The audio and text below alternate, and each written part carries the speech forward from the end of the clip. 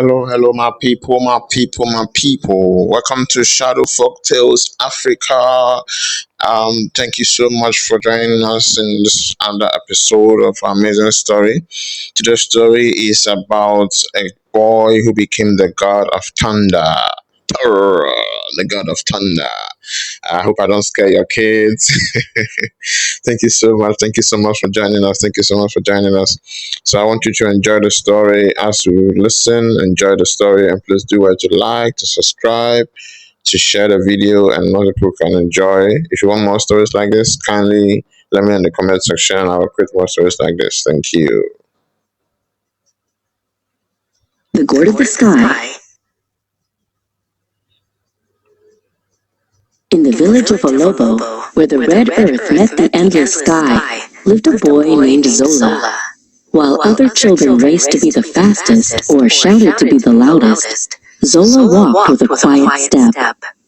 He spent his days helping the elders carry heavy bundles of firewood and drawing water from the deep wells for those whose joints were stiff with age. He did not seek praise. He simply saw a need and filled it with a gentle smile. But a shadow fell over Olobo, not a shadow of clouds, but of heat. The great dryness had come. For months, the sun beat down like a drum with no rhythm. The river franked to a silver thread, and the crops bowed their heads in the dust. The village leaders prayed for rain, but the sky remained a hard, unblinking blue. Zola watched the parched earth and felt a strange tugging in his chest, a yearning he could not name. One evening, a single massive cloud appeared on the horizon. It was not gray like a rain cloud, but deep violet and pulsing with a light that looked like veins of gold. A sound like 1,000 lions purring rolled across the savannah. While others hid in their homes, terrified by the sudden omen, Zola felt drawn to it. The thunder seemed to be whispering his name, calling him toward the forbidden peaks. With nothing but his walking staff and a heart full of hope for his village, Zola began the long climb. The air grew cold, and the wind whipped his robes around his legs. The higher he went, the louder the drumbeat of the sky became. He climbed until his hands were sore, and his breath was short, driven by a selfless desire to ask the heavens for a single drop of water for his people. At the summit, Zola found a throne made of solid lightning.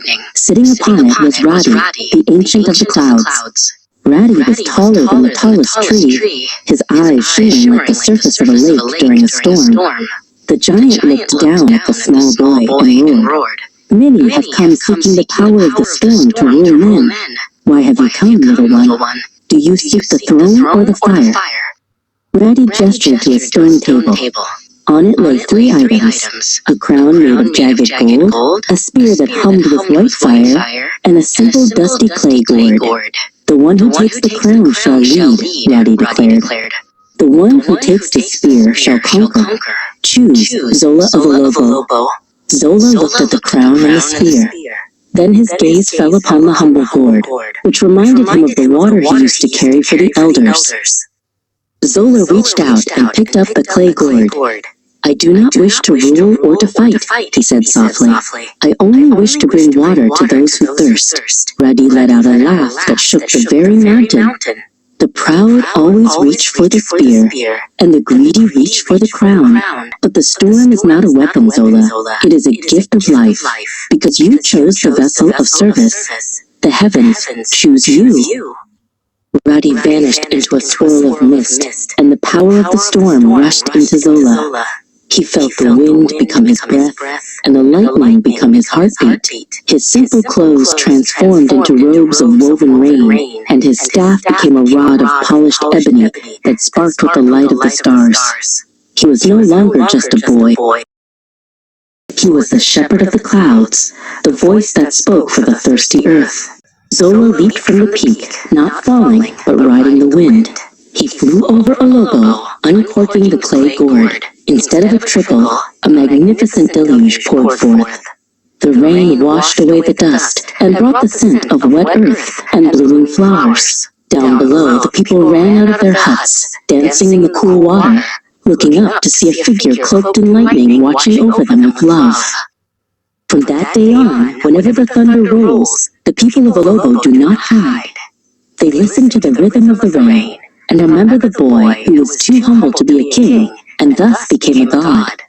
Zola sits atop the highest clouds, a guardian of the seasons, proving to all that the greatest power belongs to those who only wish to use it for others.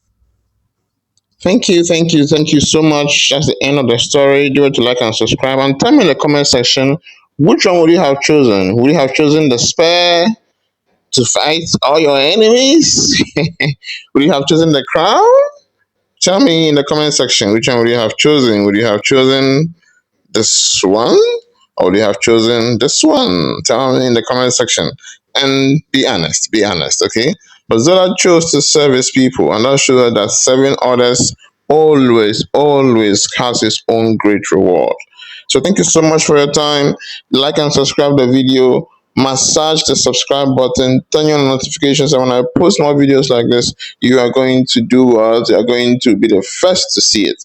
Thank you so much, and see you in the next one. Thank you, and bye.